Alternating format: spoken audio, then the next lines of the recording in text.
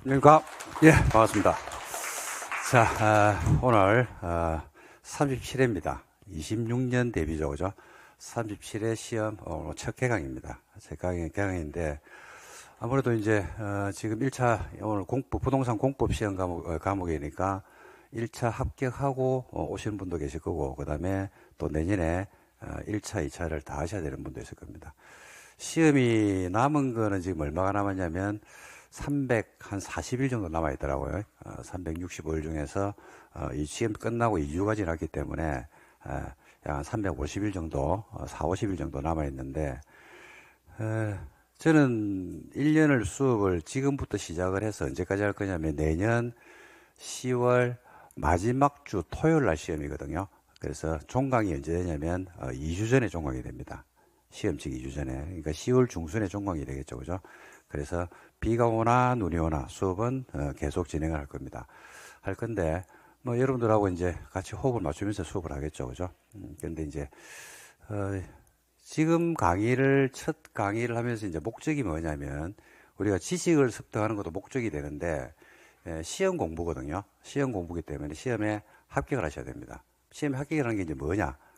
그래서 그 방법적인 부분들이 좀 있거든요. 그래서 1년 강의 중에서 저는 개인적으로 생각할 때 우리가 수업의 내용적인 부분은 아마 끊임없이 반복을 할 겁니다.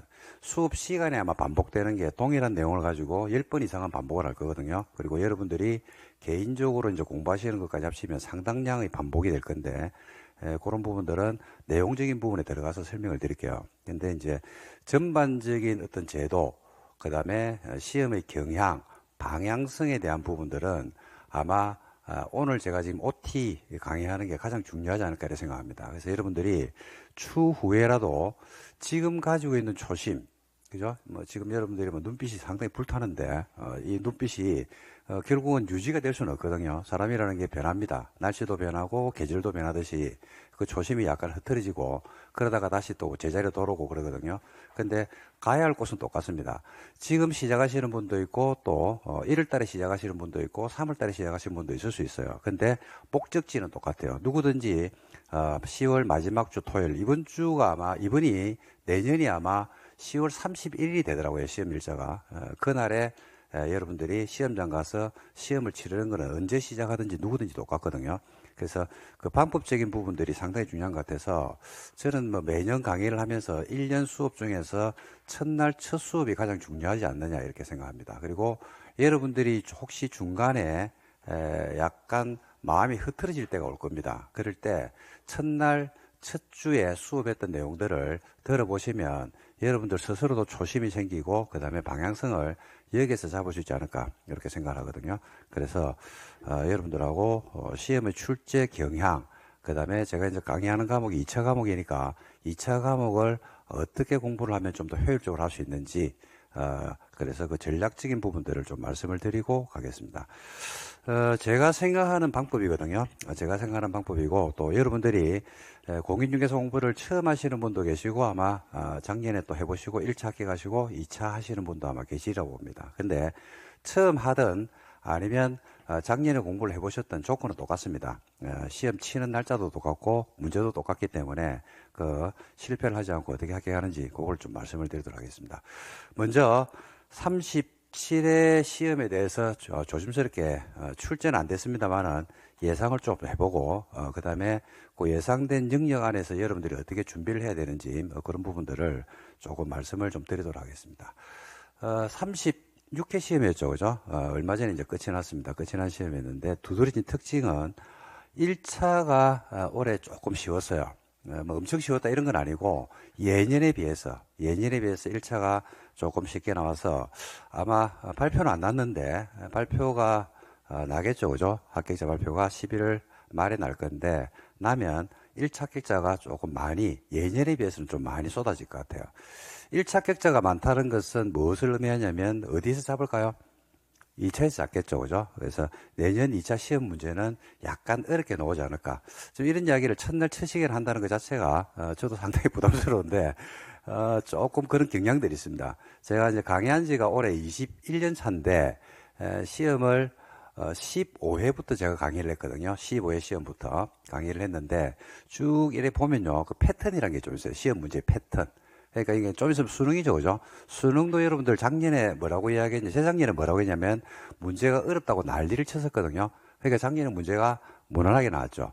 그죠? 그러니까 패턴을 가져갑니다, 항상. 그래서 우리 시험도 마찬가지로 그런 패턴을 가져가고, 특히 절대평가라는 시험의 특성상, 우리가 60을 넘기면 되기 때문에, 평균 60을 넘기면 되기 때문에, 그 난이도 조절, 인원 조절을 뭐로 하냐면, 난이도로 할 수밖에 없습니다. 자, 근데, 시험의 문제가 그러면 엄청 어렵게 나올 거냐? 그거는 또 아니에요. 그건 아니기 때문에 너무 걱정 안 하셔야 되는 게 어차피 어디에서 나오냐면 책에서 나옵니다. 어차피 책에서 나오고 100점을 받아야 되는 시험이 아니고 몇 점을 받으면 되냐면 몇 점 받으면 됩니까? 60이죠. 자, 60이란 점수도 여러분들이 좀 이따 제가 정의를 한번 내려드릴 건데 60을 안 받아도 되거든요. 어떤 과목에 50을 받아도 시험은 합격을 합니다. 그래서 이제 그 전략을 어떻게 짤 것인지에 대해서 한번 여러분들하고 한번 조심스럽게 예상을 하면서 말씀을 좀 드려보도록 할게요. 자, 그 첫 번째는요. 좀 전에 말씀드린 바와 같이 1차 합격자가 좀 많이 나올 것 같아요.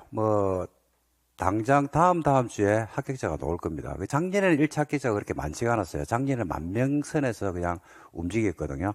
근데 1차 합격자가 좀 많이 나올 것 같고 1차를 합격하고 나면 2차에 합격하신 분들이 웬만하면 합격을 합니다. 웬만하면 합격을 하는데 최근 들어서는 2차에서도 1차 합격하고 2차에 떨어지는 분들도 굉장히 많습니다. 평균 1차 합격하고 나서 전국 평균입니다. 전국 평균이 2차에 합격하시는 분들이 50%가 안 됩니다. 50%가. 그죠?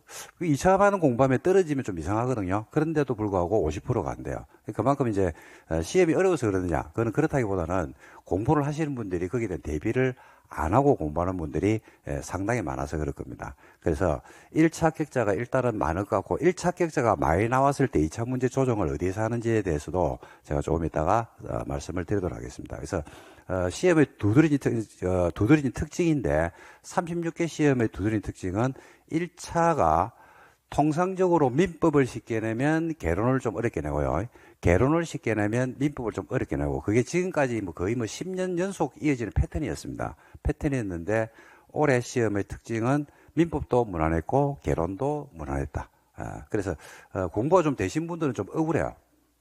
억울해요. 공부를 좀 많이 하신 분들이 있거든요. 1차에 대해서 집중적으로 공부를 좀 많이 하신 분들은 좀 억울하다 이렇게 보시면 됩니다. 2차가 많이 나와가지고. 그래서 저희들도 상담을 일을 해보고 또 이런 말씀을 나눠보면 1차 공부를 몇 개월 안 했는데 합격하신 분들이 있습니다. 그분들한테는 시험에 운이 좋은 애인데 공부를 좀 많이 하신 분들은 조금 억울하지 않느냐라는 생각을 가지는데 결과는 이미 이제 시험은 끝났기 때문에 그거는 여러분들이 받아들이셔야 되지 않나 싶습니다. 그래서 2차 시험 문제가 1차 합격자가 많이 나올 것 같아서 2차 시험 문제는 난이도 조정은 제가 볼 때는 반드시 할 것 같다. 라고 하는 게 제가 생각하는 조심스러운 내년 시험의 예측입니다. 물론 그러면 2차를 어떻게 준비할 것인지 그거는 이제 하나하나 깨나가면 되겠죠. 그죠? 그래서 그게 이제 내년 시험의 두드러진 특징이 되지 않을까 이렇게 생각합니다. 자, 두 번째는 시험 문제 특징이 보면요. 특히 이제 올해 2차를 봐도 그렇거든요. 올해 2차를 봐도 근데 이제 그 패턴이 딱 굳어진 것 같아요. 우리가 이제 공부를 하게 되면 여러분들이 암기를 많이 하고요. 요즘도 아직까지 그런 말 하시는 분들 많은데, 특히 이제 제가 강의하는 공법 과목은 여러분들이 뭐라고 이야기하냐면, 암기할 게 너무 많다, 이런 이야기를 하거든요. 근데 지금 들어보면, 우리가 지금 2차 과목은요, 전부 다, 과목 자체가, 여러분들 알다시피, 어떤 과목이냐면, 부동산 공법 있죠, 그죠? 이걸 안 올려놨네. 자, 부동산 공법이란 과목이 있고, 그 다음에, 뭐가 있냐면, 중개사법이 있어요. 부동산 공법, 그 다음에 중개사법, 그 다음에 또 뭐가 있냐면 세법, 그 다음에 등기법. 이렇게 해서 과목이 총 몇 개이냐면 4개의 과목이 있습니다. 4가지 과목. 배점이 몇 점입니까? 배점은 300점이에요. 과목은 4개인데 배점은 300점. 그러니까 100점짜리 과목이 2개 있고요. 그 다음에 공시법이란 법이 60점. 그 다음에 세법이란 과목이 있는데 40점. 이렇게 됩니다. 그래서 공시법이 몇 점이냐면 60이고요. 그 다음에 세법이 40점입니다.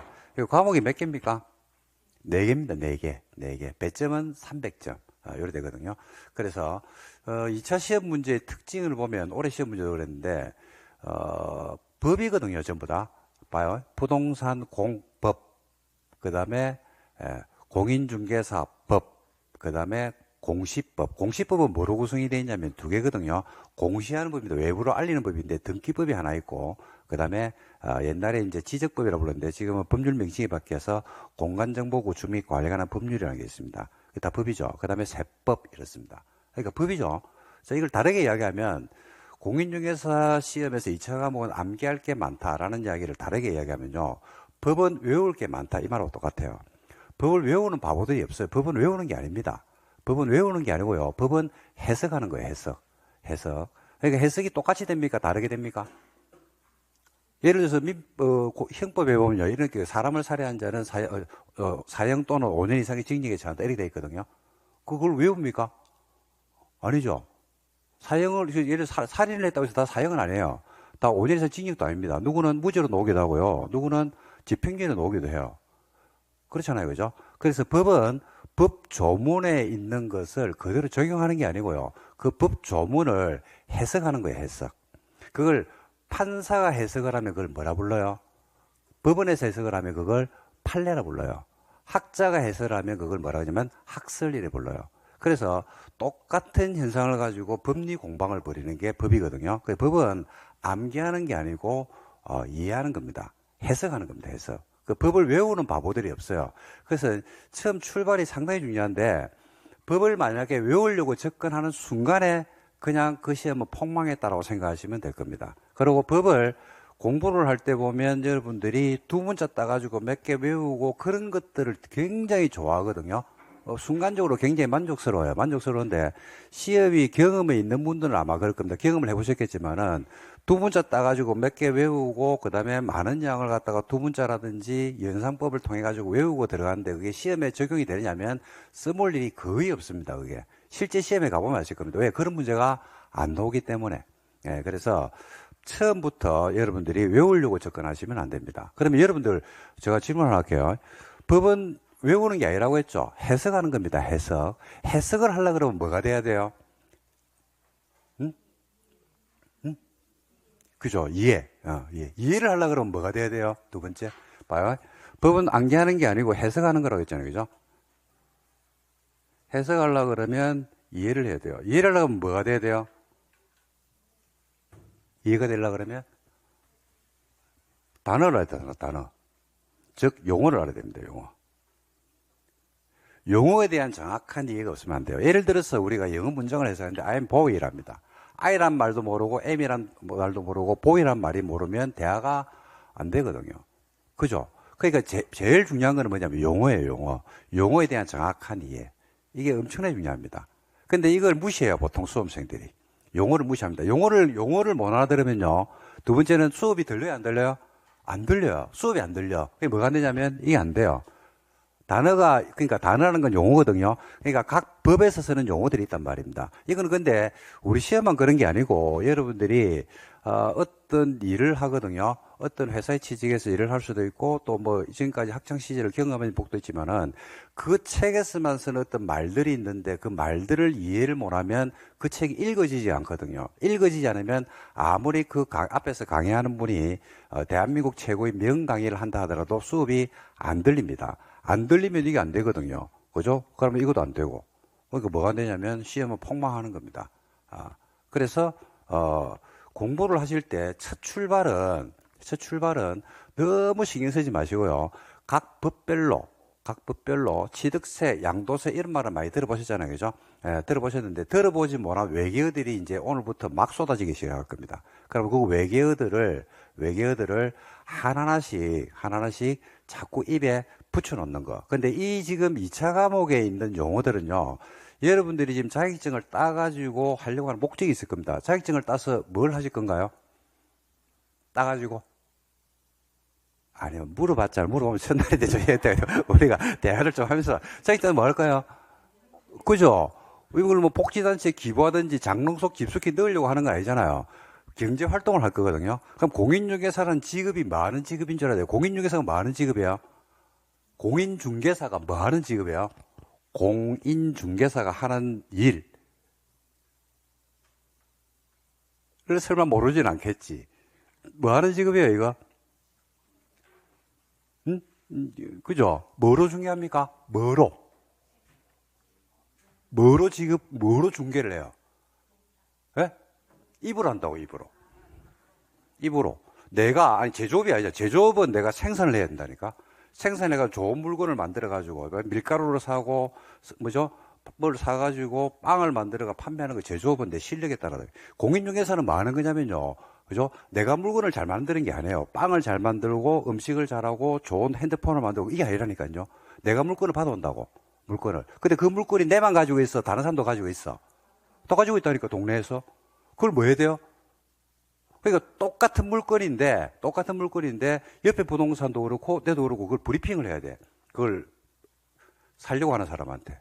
그럼 누구하고 거래를 하냐면 말을 잘하는 사람하고 거래를 하기보다는 정확하게 이해를 시켜주는 사람이 좋겠죠. 그러려면 뭘 써야 되냐면 용어를 써야 돼요. 용어. 그러니까 제가 뭔 말을 하자면 2차 과목에서 쓰는 용어는요. 시험으로 끝나는 게 아니에요. 이게. 시험이 끝나는 게 아니고 내가 현장에 나가가지고 쓰는 거예요, 이게. 여러분들이 예를 들어서 냉장고를 사러 갈 수도 있고요. 그 다음에 핸드폰을 사러 갈 수도 있고, 뭐 노트북을 사러 갈 수도 있습니다. 그러면 그 설명하는 직원이 굉장히 현란하게 설명을 하거든요. 어떤 직원들은 말을 들어보면 너무 쉽게 알아듣기 쏙쏙 귀에 박히게끔 이야기하고, 어떤 사람은 설명하는데 지만 아는 말로 막 설명을 해가지고 왠지 사기친다는 느낌을 받고, 그러니까 내가 거기에 기능에 대해서는 모르는데 설명하는 이야기를 들어보면 야, 이야기가 훨씬 낫네라는 느낌은 들어야 안 들어요? 들죠? 그럼 여러분 누구 어디에 삽니까? 그렇죠. 설명을 잘하는 사람한테 사게 돼 있다니까요. 인터넷에 봐도 그렇거든. 인터넷으로 뭘 볼 때도 후기라든지 그다음에 거기에 대한 기능 이런 것들이 설명이 잘 된 데서 살 수밖에 없게 돼 있거든요. 그러니까 뭐냐면 용어를 정확하게 아셔야지 설명이 잘 되고, 용어를 아는 것에다가 플러스 알파를 해가지고 그걸 좀 더 내가 소화 흡수를 잘 시켜가지고 좀 더 유능하게 쉽게 전달이 잘 되게끔 설명을 할 수 있다 그러면 그게 이제 여러분들이 하려고 하는 직업군하고 맞다 이겁니다. 공인중개사는 저하고 똑같은 직업이에요. 저도 뭐로 먹고 사는 사람이냐면 말로 먹고 사는 사람입니다. 여러분들도 이제 앞으로 말로 먹고 살 거예요. 앞으로. 그래서 공부를 하실 때 처음부터 저는 여러분들한테 말씀드리고 싶은 거는 어차피 해야 될 거니까 용어부터 먼저 익히는 게 가장 첫 출발이다라는 말씀을 꼭 드리고 싶습니다.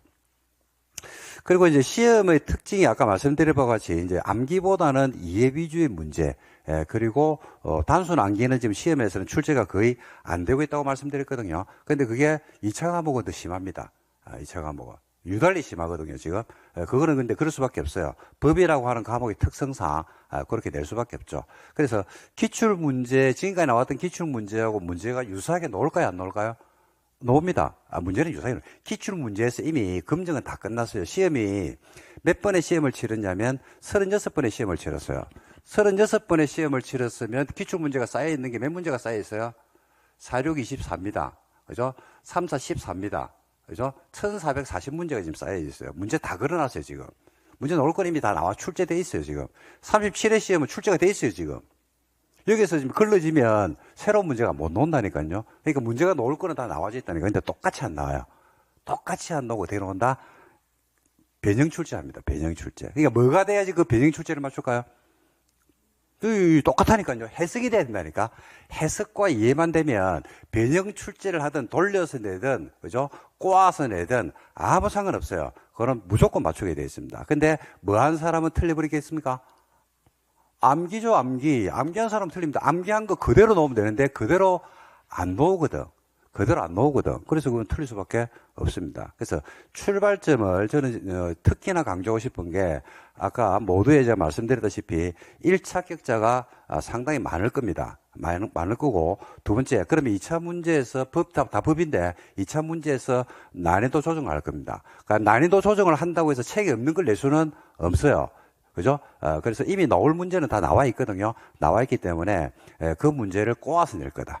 이게 이제 시험 난이도가 올라가는 하나의 대표적인 예라고 보시면 됩니다. 근데 이해만 제대로 해도 맞출 수 있는 문제들이 상당히 많거든요. 그래서 그런 부분들을 여러분들이 조금 방향 설정, 첫 방향 설정을 할 때 저는 그걸 좀 강조하고 싶습니다.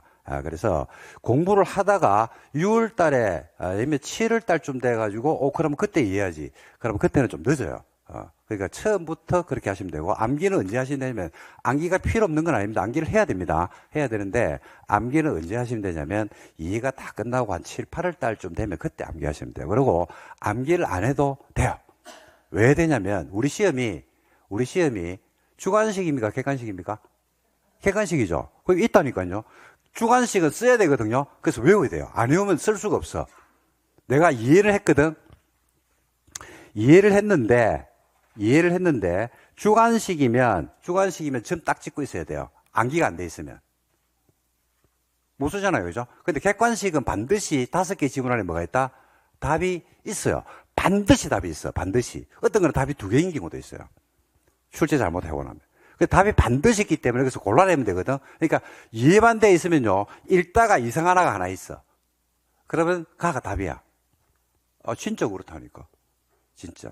그래서 다시 한 번 더 강조하는데 제 수업의 특징이 좀 이해를 여러분들이 강조를 하고 저도 수업을 갖다 이해 위주로 암기하라 소리 잘 안 하는데 진짜 안 하는데 이해를 하셔야 됩니다. 그러면 그 출발점이 여러분들한테는 잘 되지 않을까 이렇게 생각합니다. 그 다음에 아까 말씀드렸죠, 그죠? 대부분 아닌데 아직까지 상당히 많은 문제가 깊이가 얕으면 답을 못 찾는 문제들이 상당수가 출제가 되고 있습니다. 그러니까 단순 암기는 아직 안 된다는 이야기입니다.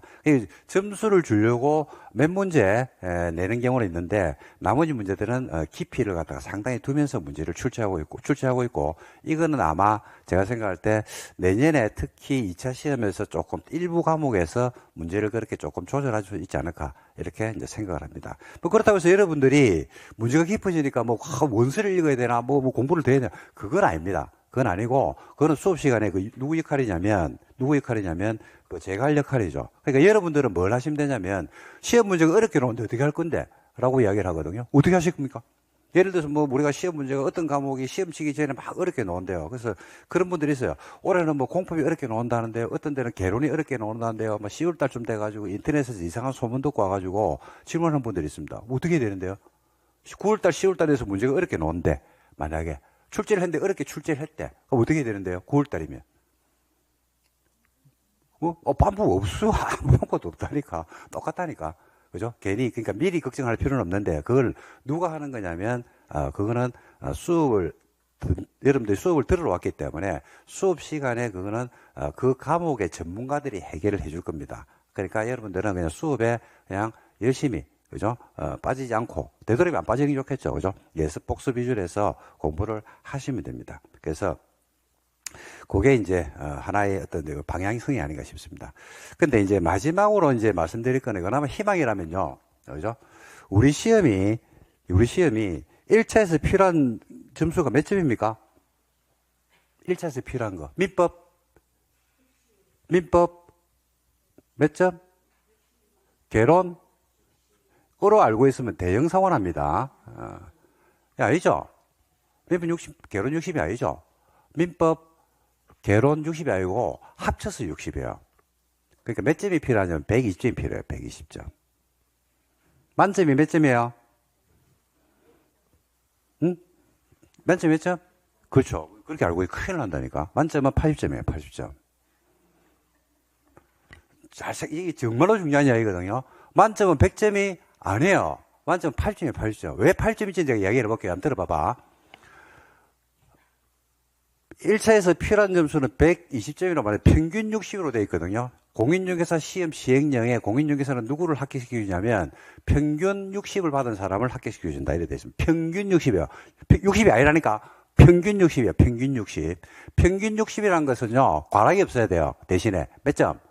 40점이죠. 국가고시에서는 40 밑으로 내려가면 그 기본이 안 돼 있다고 이야기하기 때문에 합격을 안 시켜줍니다. 그러니까 개론에서 몇 점은 무조건 받아야 돼. 그죠? 그럼 민법에서 몇 점 받으면 돼요? 90 받으면요. 90 받으면 안 되는 건 아니지. 안 되는 건 아니고 필요 없는 점수가 10점이 나와요. 필요 없는 점수가 10점이 나온다니고. 만점이 몇 점이냐면 8점이에요. 80점. 80을 받아란 말이 아니고 만점이 80이라고요. 만점이 80이란 말의 의미가 이게 굉장히 중요한 건데 왜 그런지를 제가 설명을 좀 드릴 테니까 한번 들어봐봐요. 만점을 100점으로 알고 공부하는 수험생하고 만점을 80점으로 알고 공부하는 수험생이 다르다 이 말은 공부하는 책을 보는 방법이 달라진단 말입니다. 책을 보는 양도 달라지고요.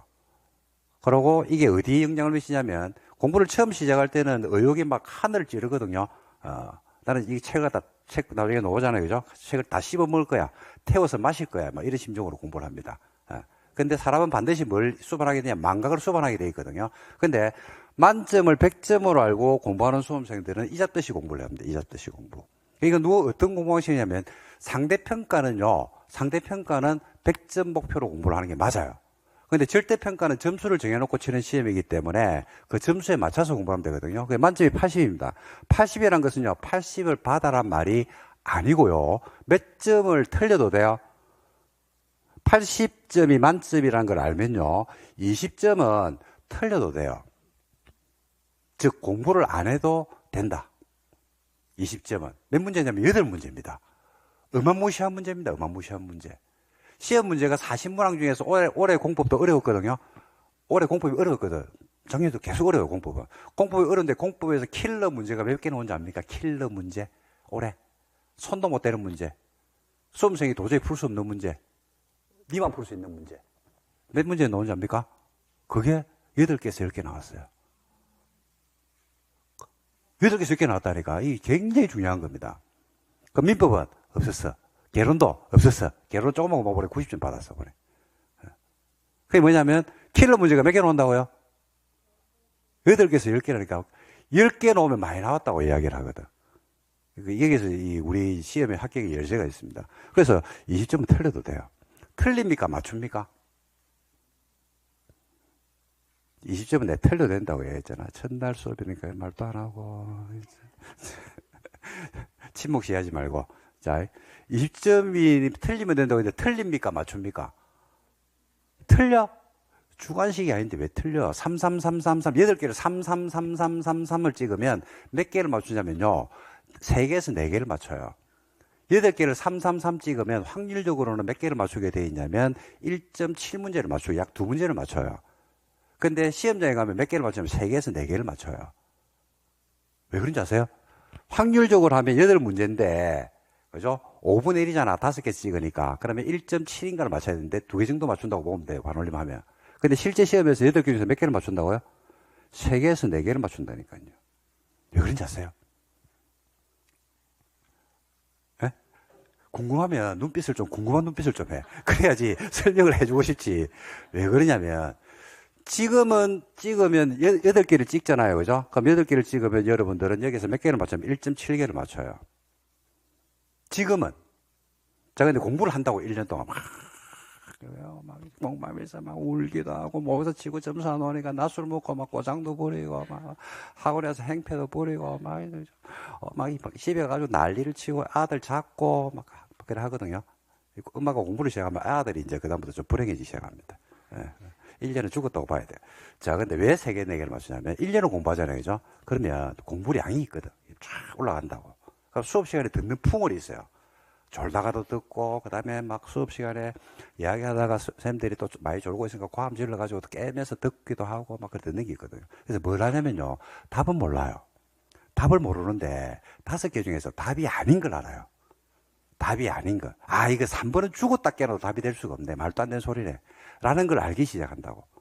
그러니까 답은 모르는데 답이 아닌 걸 알잖아요. 그죠? 그럼 확률이 5분의 1에서 몇 분의 1로 줄어버릴까요? 4분의 1이나 3분의 1로 줄어버려요. 그래서 맞춘다고 이거 갖다가. 봐봐. 이 중요한 말을 하는데, 자, 공부를 했어. 몇 개 맞출까? 킬러 문제를 했잖아. 공부를 했어. 몇 개 맞출까? 빨리 이야기해라. 킬러 문제를 공부를 했어. 몇 개 맞출까? 네? 6개를 맞춘다고? 보통 첫날 오는 부작용입니다. 자, 희망이 부풀어 있네요. 해도 절반은 못 맞춰요. 이걸 5개를 어떻게 맞춰? 6과목을 공부하는데. 네버, 불가능. 그러니까 만약에 5개를 맞춘다 하더라도 차이는 몇 개? 한두 개밖에 안 나죠. 근데 1년 전체에서 공부량으로 따지면 이게 얼마나 될까요? 어마무시한 양입니다, 이게. 어마무시한 양. 그래서 공부를 하실 때 일부러 그럴 필요는 없는데 처음 시작할 때 뭐 모르는 게 나오잖아요. 그죠? 몰라 이라고 패스 하시면 돼요. 쌤들이 수업은 해줄까 안 해줄까? 하죠. 하는데 그냥 몰라 이라고 귀를 닫지는 말고 그냥 머릿속에서 이렇게 머릿속에 들어오잖아요. 그죠? 이렇게 해가지고 통과 이라면 돼요. 지금 모르는 게 영원히 몰라지는 것은 아닙니다. 아니고 법이란 과목은요. 법이란 과목은 그런 특징이 있는데 지금은 모르는데 뒤에 있는 어떤 원리를 아는 순간에 갑자기 앞에서 몰랐던 게 유레카이라면서 내 눈에 답이 보이는 경우들이 있거든요. 그래서 여러분들이 너무 집착하는 공부 이거는 제가 볼 때 별로 안 좋다. 스트레스도 많고 어차피 틀릴 겁니다. 그거는. 그래서 버릴 것과 취할 것을 확실하게 구분해서 공부하는 게 저는 좋다. 그리고 이 점수를 맞추기 위해서 쏟는 에너지를 어디에 쏟아야 된다? 여기에 쏟아야 돼요. 그러면 문제가 지하물 이렇게 나와도 1차에서는 180, 2차에 필요한 점수는 1차에서는 120, 2차에서 필요한 점수를 180은 지하물의 문제가 이렇게 나와도 무조건 받게 돼 있다. 무조건. 그래서 요 전략을 모르고 공부를 하면 1년 공부가 너무너무 힘들어집니다. 근데 이걸 알면 쉬워지는 건 아닌데, 결코 쉬워지는 건 아닌데, 이걸 알고 시작하면 그다음부터 공부하기가 굉장히 유연해지기 시작합니다. 그래서 저는 이 말씀을 여러분들에게 꼭 먼저 드리고 싶어요. 그래서 출제가 안 된 파트, 킬러 문제 이런 것들이 있다 하더라도 지금까지 우리가 이제 문제가 출제되고 있지만은 우리가 공부를 할 때는요, 뭐 중심으로 공부했냐면 출제가 되지 않았던 부분들이 있거든요. 그걸 이잡듯이 잡는 공부는 하면 안 된다 이 말입니다. 그걸 하시면 안 되고 출제가 그냥 예상되는 것들 그 안에서 문제가 어떻게 나올 거냐면 변형 출제를 할 겁니다. 변형 출제가 됐을 때 그걸 내가 맞출 수 있는 능력 이렇게 보시면 됩니다. 그래서 우리가 지금 통상적으로 나오는 문제들이 있거든요. 그 문제가 어렵다고 얘기하면 똑같이 한다고 약간 돌려서 문제를 낼 겁니다. 그 영역 근처에서 돌려서 문제를 내거든요. 그래서 그쪽에다가 득점을 하신다 그러면 저는 뭐 1년 공부하면 동시에 합격할 수 있다고 봅니다. 근데 이 방향성을 제대로 모르고 공부를 하잖아요. 그죠? 그러면 그다음부터는 1년이 아니고 몇 년을 해도 되게 힘들어집니다. 공부하는 게. 공인중개사 시험은요, 누구나 합격할 수 있어요. 누구나. 합격을 못할 수는 없습니다. 중학생도 합격할 수 있고요. 그 다음에 70된 어르신도 합격할 수가 있습니다. 저희들 그 랜다나 보는 기록이 74세, 옛날에 한 10년 됐습니다. 그때 합격을 하신 적이 있거든요. 근데, 여러분들이 지금 공부를 시작하면서 가지고, 여러 가지, 공부를 시작할 때 좀 어떻게 시작해야 될까 뭐 등등에 대해서 궁금하고 어려운 점이 있을 겁니다. 있을 건데, 합격은 그렇게 어려운 게 아닙니다. 아닌데, 만약에 처음부터 방향 설정을 잘못하고 가면 굉장히 어렵게 공부를 할 수가 있다. 그래서 제가 좀 전에 말씀드렸죠. 공인중개사 시험은 누구나 합격할 수 있다. 단 차이가 있다. 누구는 좀 시간이 좀 더 걸릴 수도 있고, 누구는 시간을 최소화시킬 수 있고, 그거는 여러분들하고 이제 강의하시는 분들하고 얼마나 이제 호흡이 맞느냐라는 부분들을 제가 꼭 말씀드리고 싶습니다. 그래서 오늘 첫 수업인데 아무래도 그런 부분들 아까 말씀드린 것 중에서 내년 시험을 예상을 하고 내년 시험에 대한 대비는 해야 되는데 내용적인 부분은 여러분들이 크게 신경 쓸 건 없습니다. 신경 쓸 건 없는데 아까 말씀드린 것 중에서 크게 요약하면 3개입니다. 문제가 만만하게 나오지는 않을 것 같아. 근데 어차피 어디서 나온다? 책에서 나온다. 책에서 나오는데 100점을 목표로 하는 시험은 아니다. 평균 몇 점을 받으면 돼요? 60이죠. 그러기 위해서는 킬러 문제는 어차피 틀려도 아무 상관이 없다. 그러니까 어디에서 승부를 봐야 됩니까? 지금까지 나왔던 거, 똑같은 거. 근데 그게 그냥 나오진 않는다. 어떻게 나옵니까? 변형 출제가 되더라. 변형 출제가 됐을 때 누구는 못 맞춘다? 암기만 한 사람은 못 맞춥니다. 암기만 한 사람은 안 되고, 그럼 뭘 해야 된다? 이해를 해야 됩니다. 이해를. 그래서 그 이해되는 부분들을 수업 시간에 충분히 설명할 겁니다. 그러니까 수업 시간에는 둘도 합니다. 암기도 시켜주고요. 이해도 시켜주는데 여러분들의 길을 언제 열어야 되냐면 수험생들이 언제 길을 여냐면 두 문자 따서 암기 시켜줄 때 길을 확 열어요. 그럼 그때 엄청 좋아요. 엄청 좋아하는데 그때보다는 이해하는 거, 이해를 하려고 그러면 여러분들도 약간은 생각을 해야 됩니다. 그 부분만 조금만 여러분들이 노력을 기울이신다 그러면 좋은 효과는 나타나지 않을까 이렇게 생각을 합니다. 자, 그 다음에 이제 2차 과목에 대해서 어떻게 공부하면 좋은지에 대해서 제가 2차 과목 강의를 하고 있으니까 그 부분을 조금 첨삭해서 말씀을 좀 드리도록 하겠습니다. 2차는 좀 전에 말씀드린 바와 같이 4개로 구성이 되어 있잖아요. 그죠? 4개로 구성이 되어 있는데 네 과목에서 과목은 4개인데 배점은 몇 점이냐면 몇 점입니까? 그죠? 배점은 300점입니다. 300점. 그러니까 부동산 공법이라는 과목이 있고요. 공법이라는 과목이 있고 그 다음에 공인중개사법 이 두 가지가 100점이에요. 그리고 공시가 몇 점이냐면 60점. 그 다음에 세법이 40점. 뭐 그렇다고 해서 40점인 세법을 그러면 40%만 공부하면 되느냐? 공법 대비해서 40%만 공부하면 되느냐? 그거는 또 아니거든요. 그래서 네 과목에 대한 전략들을 잘 짜고 들어가셔야 됩니다. 그래서 전체 몇 점이냐면 180점이거든요. 2차는요. 1차는 아까 몇 점이라고 말씀을 드렸냐면 140이라고 말씀드렸죠. 그죠? 근데 2차는 몇 점이냐면 몇 점입니까? 180이죠. 그럼 180점을 어떻게 받을 것이냐? 이걸 이제 아셔야 되는데 180점 전략이 우리가 가지고 있을 때 공법, 그 다음에 공인중개사법 한번 적어볼게요. 제가요. 부동산 공법, 그 다음에 공인중개사법, 그 다음에 공시법, 그 다음에 세법이라는 과목이 있단 말입니다. 야가 100점이고 그 다음에 야도 100점이죠. 야는 60점이고 야는 40점입니다. 그러면 야를 기준했을 때, 공법을 기준했을 때 야들은 가면 60%하고 40% 하면 되느냐? 그건 아니거든요. 그건 아니고 거의 뭐 시간적인 부분이나 이런 부분들 거의 비슷하다고 보시면 됩니다. 비슷하다고 보시면 되는데 득점 전략을 짜고 들어가셔야 돼요. 득점 전략을 어떻게 짜야 되냐면 공부를 아직 안 해봐서 그랬는데 공부를 좀 해보신 분은 알 겁니다. 이 중에서 다 어려운 게 아니고 1차는 안 그래요. 1차는 민법도 처음에는 까다롭고 개론도 까다롭고 이렇게 됩니다. 근데 민법 같은 경우는 조금만 공부하면 점수가 잘 안 떨어져요. 안 떨어지는데 개론은 범위가 굉장히 넓어요. 개론. 여러분들 학교 다닐 때 끝에 무슨 학자 붙는 거하고 개론자 붙는 게 범위가 없습니다. 그게. 범위가 없이 굉장히 범위가 넓거든요. 대신에 또 쉽게 내려고 그러면 엄청나게 쉽게 냅니다. 근데 시험이 36번의 시험을 치르면서 이미 이제 시험이 출제될 만한 것들은 범위가 정해져 있기 때문에 그건 크게 걱정할 바는 아닌데 이 공법이나 법은요, 법 조문에서 나오기 때문에 시험 범위가 딱 정해져 있습니다. 정해져 있는데 보통 공부는 일반적인 경향입니다. 어디가 문제가 쉽다라고 이야기하자면 공인중개사법을 좀 쉽게 생각해요, 수험생들이. 실제로 조금 내용이 까다롭지가 않습니다. 일반적인 용어도 새로운 용어보다는 일반적으로 쓰는 용어들이고 그래서 공인중개사법에서 득점을 보통 잘 하는 편입니다. 수험생들이. 다른 과목에 비해서. 그리고 공시법에서는요, 등기하고 지적법, 공간정보구조 및 관리하는 법률이라고 하는데 그 법으로 구성이 되어 있는데 뭐가 문제가 쉽게 오냐면 지적법이 문제가 쉬워요. 조금만 공부해도 돼요. 조금만 공부해도 다 맞추더라고요. 그래서 180의 전략을 짜고 가면서 저는 부동산 공법을 강의를 하지만은 여러분들이 공인중개사법에서 조금 고득점 전략으로 짜고 가면 좋겠다라는 생각을 좀 개인적으로 가집니다. 공인중개사법은요, 조금만 공부하면 7, 80점만 받는다고 이야기하더라고요. 그래서 뭐 올해 같은 경우도 보면 공인중개사법이 시험 문제에서 뭐 그렇게 어렵게 안 나오고 올해 좀 무난하게 나온 편입니다. 재작년에 문제가 좀 어려웠거든요. 올해는 문제가 좀 무난하게 안 나오겠나 했는데 뭐 역시 예상대로 문제는 무난하게 나왔는데 예를 들어서 올해 합격한 수험생이 있다고 합시다.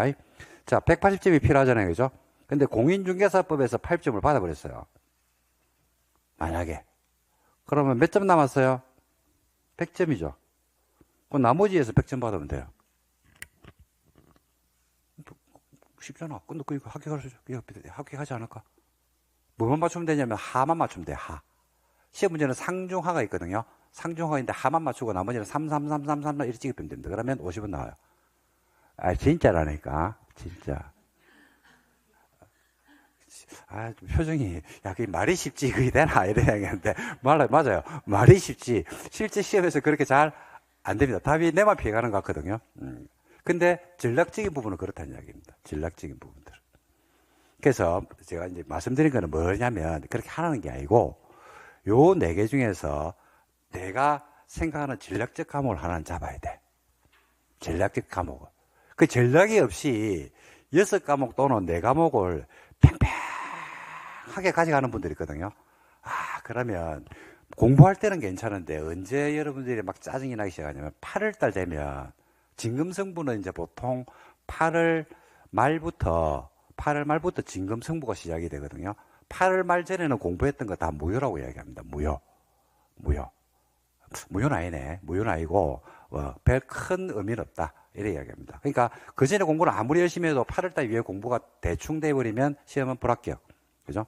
뭐 그렇다고 해서 그건 아닙니다. 그 전에 공부를 대충 했는데 그럼 8, 9월달만 열심히 하면 되나? 그건 또 아닙니다. 그건 아닌데 8, 9월달에 진금승부가 된다는 것은 지금까지 공부했던 이해의 바탕을 8, 9월달에 몰아서 부어주는 그런 게 좀 필요하다는 이야기입니다. 그래서 그 전에 저는 말해요. 8월 전에 중개사법이라든지 요 중에서 한 과목 정도만, 이거는 공인중개사법을 해란 말은 아닙니다. 그 말은 아니고 전략을 본인 나름대로 하나 정도는 가져야 된다. 나는 공법은 어떤 경우에서도 60은 나와.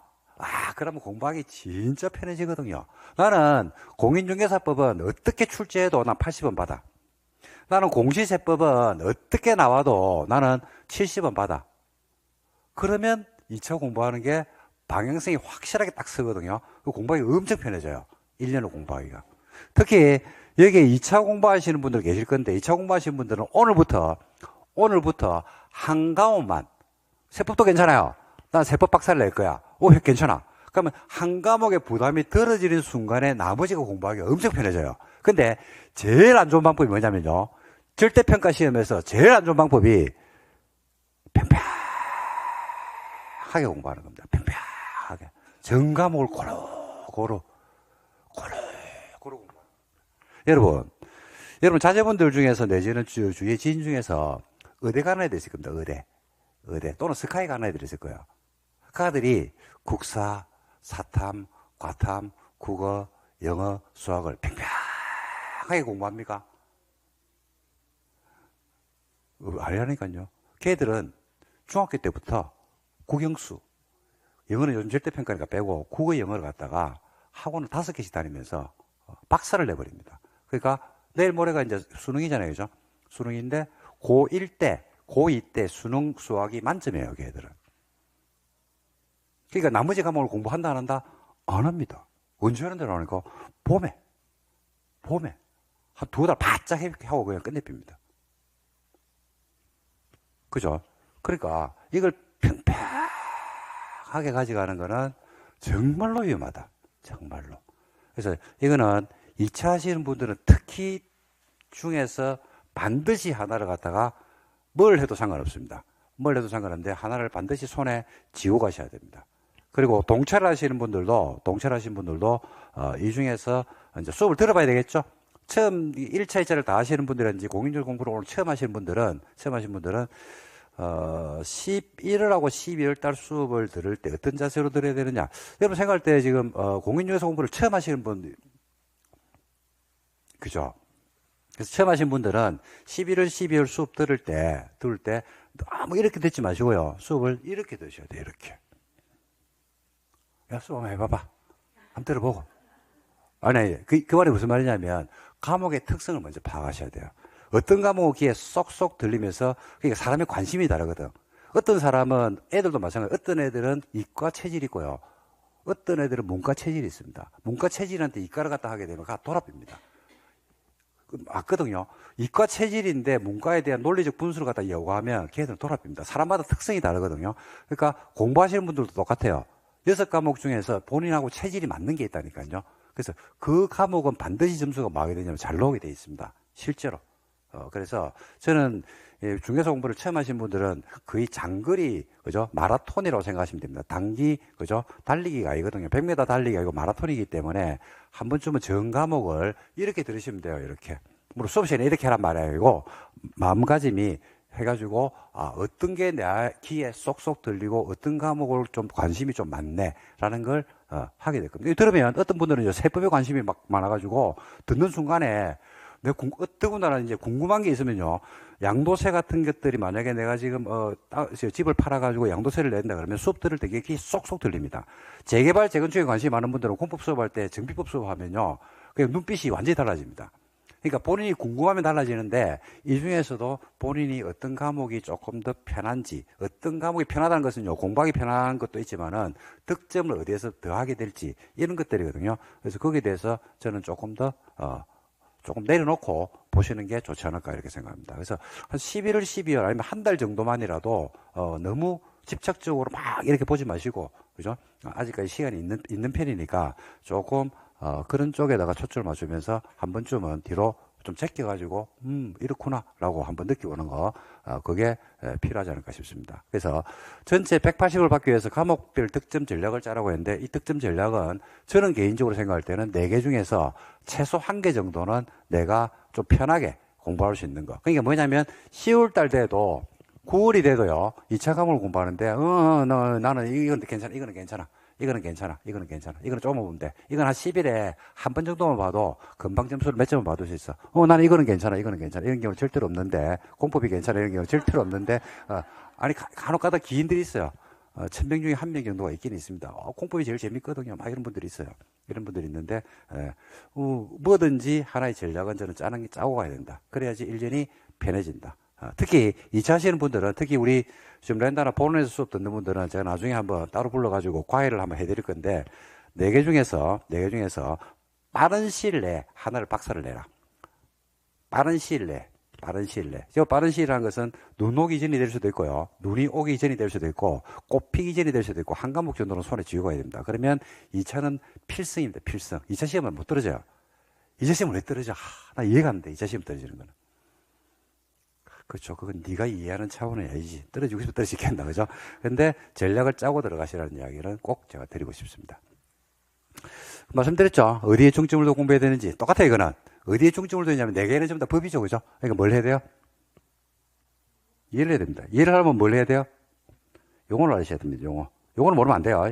용어를 모르면 이해할 수 없습니다. 금표율이, 용중률이 뭔 말인지 모르는데, 그죠? 안에서 뭐라 이야기하면 그게, 책에 있는 말들이 눈에 들어오지는 않습니다. 해석이 안 됩니다. 그래서 용어에 대한 정확한 이해. 그래서 여러분들 혹시 요 중에서 지금 아까 제가 처음 하시는 분, 한번 손 한번 들어보십시오라고 이야기했는데, 처음 하신 분들은 이렇게 생각하십시오. 하루에 내가 수업을 들으면 모르는 용어들이 막 이제 쏟아지기 시작할 겁니다. 오늘부터. 그러면 나는 하루에 10개만 외우란다. 10개. 단어 10개 외우듯이 10개를 외우란다. 10개를. 건표율이란 말이 처음 들으면 건표율 하면서 하루 종일 해가지고 10개의 새로운 단어를 나는 외울 거야. 그걸 외워야 됩니다. 용어는. 그래서 그렇게 마음을 먹으면 11월, 12월 수업이 끝날 때쯤 되면 도사가 돼 있을 겁니다. 그러면 11월 말쯤 되면요, 또는 12월 초가 되면요, 수업이 들리기 시작할 겁니다. 들리면서 뭐가 될 거냐면 이게 될 겁니다. 이게 되고 나면 그 다음부터는 일사천리로 나가게 돼 있습니다. 쭉쭉쭉 나가게 돼 있습니다. 그래서 요즘은 용어 같은 거 외우기가 쉽잖아요. 그죠? 그래서 수업 시간에 만약에 책에 새로운 용어는 오잖아요. 그죠? 그죠? 폰으로 사진 콱 찍어가지고 하루 10개 뭐 가면서 이거 하면 되잖아요. 탁 보고 탁 10번만 하면 됩니다. TV 볼 때 해도 되고, 그 다음에 산책하실 때 아니면 수업 마치고 집에 가실 때 계속 보시기 바랍니다. 용어가 제일 중요합니다. 저는 개인적으로 용어만큼 중요한 건 없다 라고 생각합니다. 그게 출발점입니다. 출발점. 기초죠, 기초. 그래서 법에 대한 기초는 용어입니다. 용어. 기초가 안 돼 있으면 나머지는 다 무너져요. 굉장히 빨리 무너집니다. 근데 이걸 좀 오래 가져가려고 그러면 용어를 여러분들이 익히셔야 됩니다.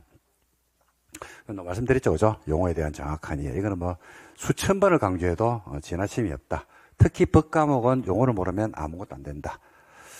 그 다음에 어려운 과목부터 복습을 하라고 했는데요. 우리가 이제 이런 말씀을 많이 들어요. 수업에서 예습이 좋습니까? 복습이 좋습니까? 이런 말씀 많이 들어요. 예습이 좋습니까? 복습이 좋습니까?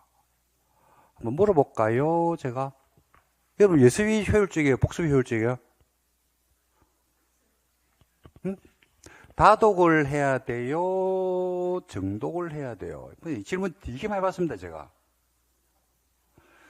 강의를 많이 들어야 돼요? 책을 많이 봐야 돼요? 이러면 진짜 아마 수천 번 듣는 이야기입니다. 응? 뭐야?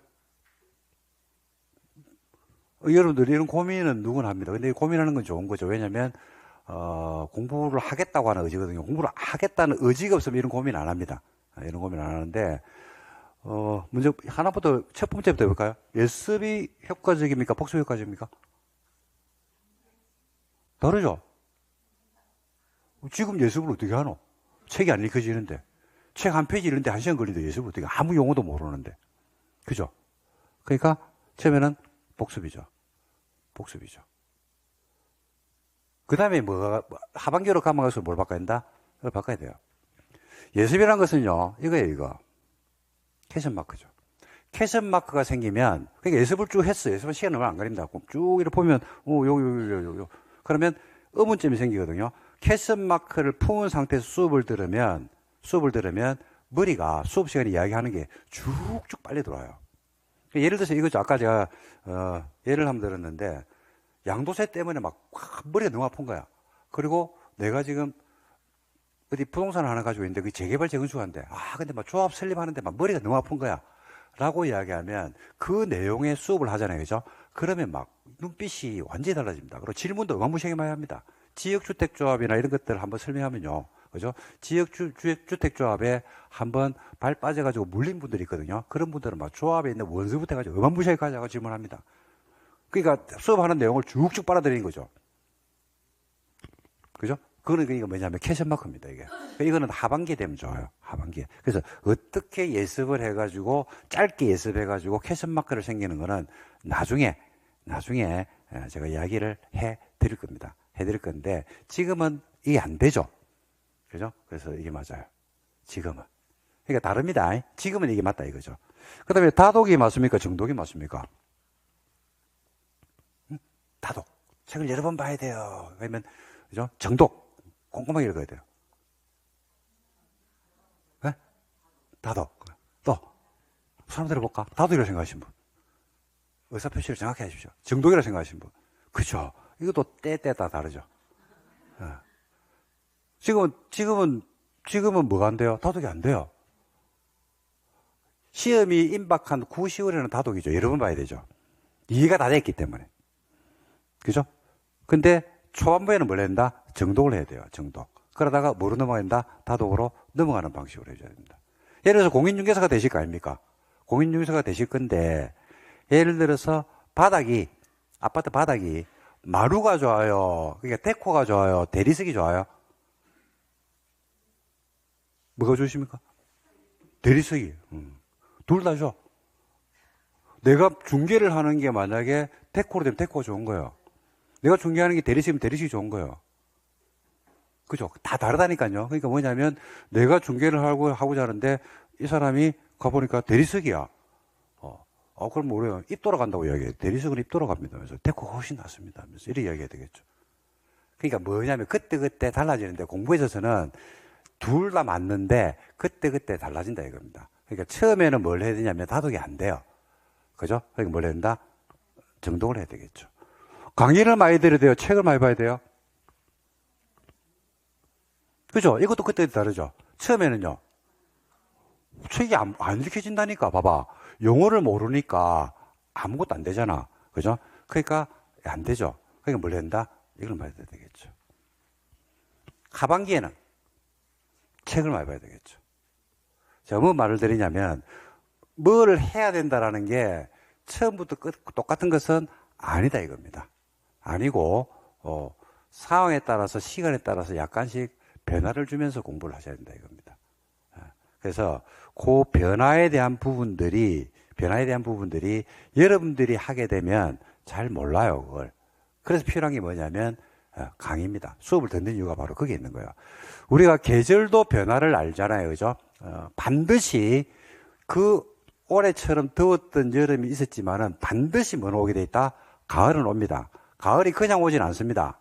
그냥 안 옵니다. 가을이 오기 전에 시그널을 줘야 안 줘요? 줘요. 그죠? 비가 내리든지 뭐 해가지고, 그죠? 가을이 온다고요. 우리가 얼마 전에 시험을 치렀는데 제가 시험장에 나가면 지금까지 거의 20년을요, 20년을 낙엽이 막 떨어지고 바람이 막 불고 스산했거든요. 항상 그래왔습니다. 근데 올해 시험은 시험장 갔는데 낙엽이 한 개도 안 떨어지고 단풍이 한 개도 안 떨어졌어요. 올해 시험은. 그런데 시험 끝나고 나서 일주일 만에 단풍이 들더라고요. 비가 한 번 오고, 그죠? 뭐 하고 나니까 갑자기 날씨가 추워지면서, 그렇게 돼요. 반드시 되게 되어 있습니다. 그래서 여러분들도 공부를 하면서 그 과정을 거쳐갈 건데, 요 과정 속에 저는 계셔야 된다고 봅니다. 그래서 야로 넘어가는 타이밍. 야가 넘어가는 타이밍이 있거든요. 그 타이밍들이 본인은 잘 모른다고요. 본인은 모르는데 그게 이제 수업이 필요한 이유는 그 수업 속에서 그런 것들에 대한 지침을 주는 겁니다. 통상적으로 혼자 공부를 하게 되면 그 타이밍을 못 찾죠. 그러니까 언제하고 똑같이 공부하냐면 11월 달이나 내년 9월이나 똑같이 공부합니다. 똑같이.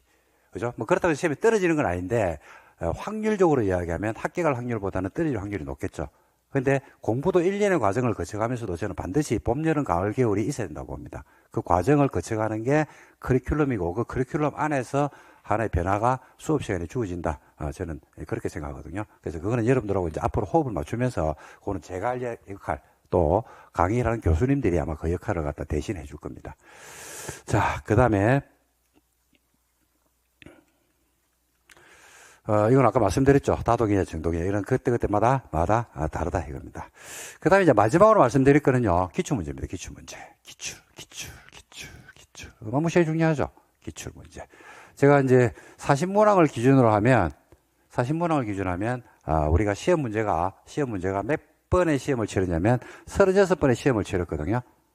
그래서 46, 24, 43, 14, 1440문제가 민법, 개론, 공법, 공시법령, 세법에 쌓여져 있습니다. 1440문제. 여기서 1440문제 중에서 아직까지 한 번도 안 나온 문제가, 출제가 안 된 문제가 있을까요? 없을까요? 파트가? 공법을 예를 들게요. 부동산 공법이라는 책 안에 1440문제를 냈는데, 지금까지. 맞잖아. 한 번도 출제가 안 되는 게 있을까, 없을까? 있다. 어마무시하게 많다. 어마무시하게 많다. 갑자기 앞에 진짜가 이런 표정인데 진짜다. 진짜다. 어마무시하게 많다. 불러줄까 지금? 자, 그리고 출제가 돼 있는 문제들도 있을 거 아닙니까? 출제가 됐는데 30번 넣은 문제도 있겠죠. 그죠? 20번 넣은 문제도 있겠죠. 10번 넣은 문제도 있겠죠. 30번 넣었다는 것은 거의 매년 낸다는 이야기입니다. 20번 나왔다는 것은 3년에 한 2개씩 나온다는 이야기입니다. 10번 나왔다는 것은 3년에 한 번씩 문제가 나온다 이 말입니다. 그렇겠죠. 아이가. 그죠? 그럼 예를 들어서 지금까지 시험 문제 10번 나온 게 있다니까. 10번. 잘 들어야 돼 지금부터. 10번 나온 게 있는데 10번 나온 게 33회 34회, 35회. 그죠? 이렇게 출제가 됐어요. 36회는 어떻게 될까요? 올해 수업할 때 어떻게 할까? 봐. 지금까지 시험 문제가 10번 나왔다니까? 근데 36회 시험을 대비하는데, 올해 시험을 대비하잖아. 근데 34회 나왔어. 5회도 나왔어. 그러면 이제 수업할 때 이걸 어떻게 돼? 확률이 안 놉니까? 안 노는 거 아닙니까? 안 노는 거 100%는 없어요. 안 노는 거 아니고 안 놀 확률이 높죠. 안 놉니다. 그 수업 시간에 안 하지나 하긴 해. 하긴 했는데 포인트가 달라지지. 예를 들어서 10년에 한 번 나오는데 33, 34, 35, 36회 때 안 나왔어. 4년을 지금 안 내고 있어. 10년에 한 번씩 냈는데. 그럼 어떻게 될까요? 37 할 때는? 거품 무는 겁니다, 거품. 되게 자빠집니다, 막. 수업할 때 막 피 튀기고, 막 피를 튀기는 거, 침 튀기고, 막 난리가 납니다. 약을 줍니다, 그 방향. 약을 준다니까요. 겨울 다음에 뭐예요? 가을 다음에 참 뭡니까? 가을 다음에 뭐지? 겨울이 오죠. 어떻게 알았어요? 가을 다음에 겨울이 오는 거 어떻게 알았어? 기출문제. 작년에도 그랬고 지금 그래왔잖아. 5천년을. 아이가? 아니, 맞잖아요. 지금 여러분들이 가지고 있는 연령대가 있을 겁니다. 연령대. 지금 나이대가 뭐 20대도 있고, 여기 보니까 30대도 있고, 40대도 있고, 50대도 계신데, 그 다음 어떻게 돼요? 알아요? 몰라요? 알죠? 어떻게 알았어요?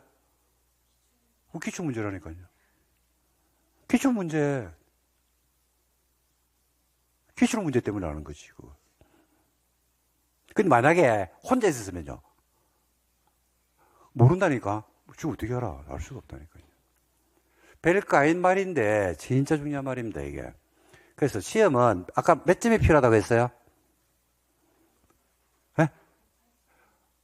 1차 120점, 2차 180이라니까요. 어디에 다 나와 있다? 100점은 안 나와 있어요. 100점은 안 나와 있어요. 간혹 가다가 택다의 문제가 나오게 되는데 100점은 아닌데 그게 대부분 나와 있단 말이에요. 이게 시험의 키입니다. 키. 수업이 필요한 이유가 바로 이거야. 수험생들은 못 찾아요, 이걸. 왜냐하면 공부한 지가 하루밖에 안 됐거든요. 길어봐야 1년밖에 안 되거든. 그러니까 못 찾아요. 근데 수업이 필요한 이유는 과목별로 그 과목을 강의하는 사람은 그냥 그 과목만 하거든요. 그 과목만. 그럼 여러분들은 또 5년을 공부해도 못 찾아요, 이거는. 어떤 문제가 나올지 못 찾아. 6과목을 해야 못 찾아. 근데 그 과목만 하는 사람은 그 과목에 대한 책을 쓰고 그것만 보거든요. 그게 직업입니다, 직업. 그게 직업이다 보니까 보여요, 그게. 그렇죠. 저 같은 경우는 약간 시기가 좀 있어가지고 문제가 이렇게 보입니다, 이게. 이거 나올 것 같다, 나올 것 같다. 여러분들도 알잖아요. 여러분들이, 자제분들이 있을 거고 친구도 있고 뭐 다 있을 건데 애들 키워보면 저는 알겠던데, 야, 뭐가 되겠다는 거 대충 눈에 안 보입니까? 보이잖아요. 보이지 않나? 그럼 그게 다른 사람 모르잖아. 그게 뭐 때문에 하는 겁니까? 아는 이유. 과거에 그래 왔기 때문에 앞으로도 그럴 것이다. 과거에 그래 왔기 때문에 앞으로 그럴 거니까 지금보다는 더 낫게 하기 위해서 케어를 하기도 하고 때리기도 하고 그 다음에 제재를 가기도 하고 그죠? 그렇게 하는 거 아니겠습니까? 남의 애가 같으면 그렇게 안 하잖아요. 내 거기 때문에 그러는 거예요. 그래서 이게 중요합니다. 그래서 수업 시간에도 이 부분들을 항상 염두에 두고 그러니까 여러분들이 알기보다는 이건 이제 수업 시간에 이 수업 시간에 선생님들이 해결을 해 드릴 겁니다. 자, 그래서 요 정도 여러분들이 포인트를 잡고 하신다 그러면 좋을 것 같고, 여러분들이 지금 말씀드린 부분에 포인트를 잡아라는 말은 절대로 아닙니다. 그게 절대로 아니고 제가 요 포인트를 잡으면서 수업을 진행을 할 거니까 여러분들은 저하고 같이 이제 호흡을 이렇게 맞추면 되지 않을까 이렇게 생각합니다. 자, OT라고 했는데 조금 하다 보니까 좀 길어졌는데 이 정도 하고 좀 쉬었다가 이제 수업으로 들어가도록 하겠습니다. 자, 좀 쉬었다 볼게요.